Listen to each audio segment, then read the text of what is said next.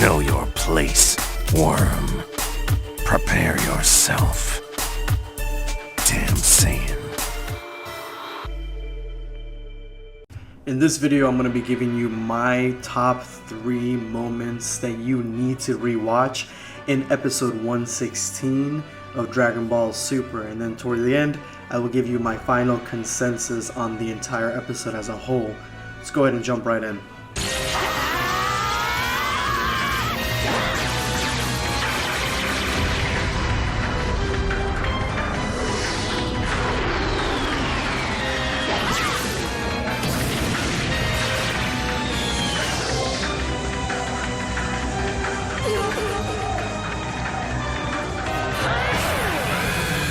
Not only is the animation stellar and fluid in this scene, this is Kefla's first taste of Ultra Instinct firsthand. And what we see here is Kefla attacking Goku with a series of attacks that Goku seemingly dodges without really any effort.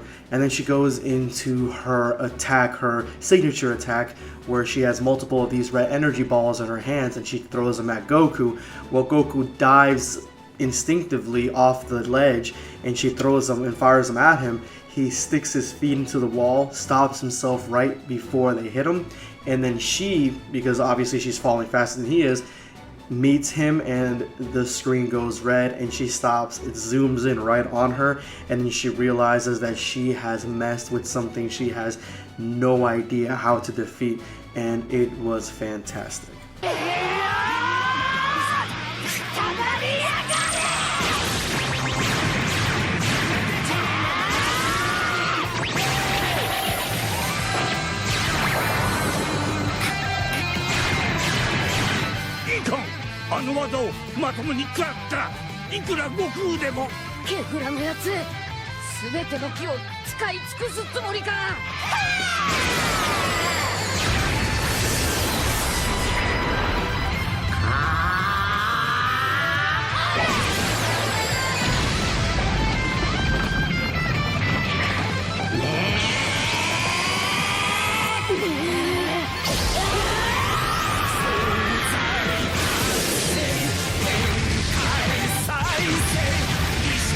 Not only does the music swell up into what is by far one of the most enjoyable tracks in Dragon Ball Super to this point, we see an attack that is so perfect for a character like Kefla, or just Kale in general, because that's her Kale side. It's an explosion of energy with huge energy waves that cut through anything, and it even shows at one point that it cuts right to Goku's hair. But it's really crazy because this sort of attack is something that is really at odds with Ultra Instinct, because Ultra Instinct can dodge about anything. So this whole sequence is fantastic because not only do we see another one of Kefla's really creative and colorful attacks, we see Goku dodging the hell out of all of them, and it was amazing.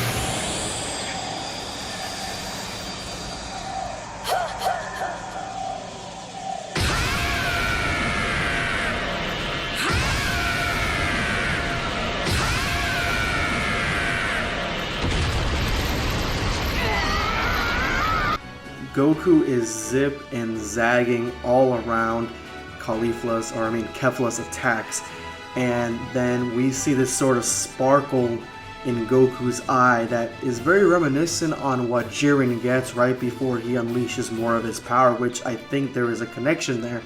And then you see he's getting close to finishing his Kamehameha wave.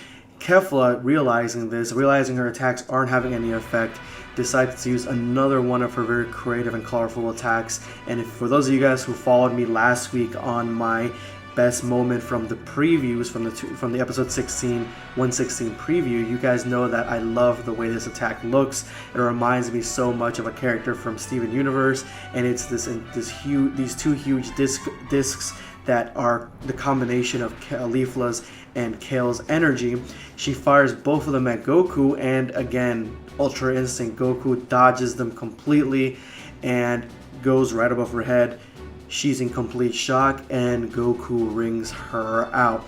The one thing that makes this whole sequence better is that right after this, there is a sad, somber tone to the disqualification or elimination of these two fighters because their Potara earring was destroyed, and that brings an end to this incredible match. As I've stated earlier, the episode has great animation, some of the best. We do see Jiren finally wake up in this episode to witness the rest of this fight, and he goes with the rest of the Pride Troopers to watch it. We see Vegeta noticing that Goku has gone into Ultra Instinct and realizing that he also wants to go ahead and master it.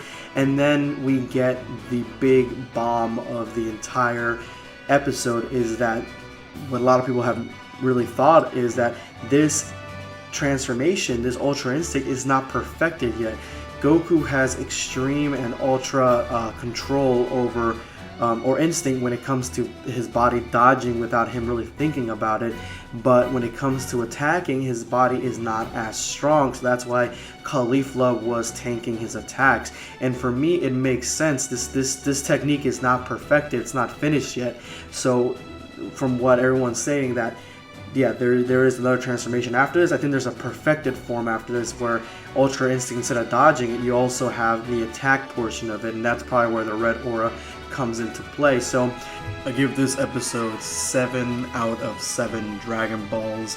It had great animation, a great fight, plus we got a little bit more insight into Ultra Instinct, so that was definitely great.